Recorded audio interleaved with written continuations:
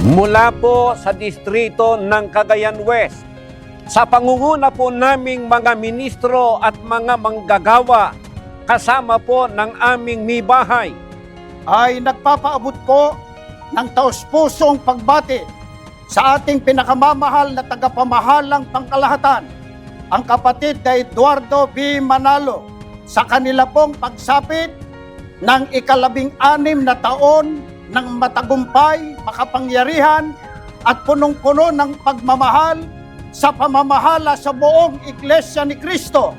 Nangangako kami na patuloy kami susunod at magpapasakop sa inyong pamamahala.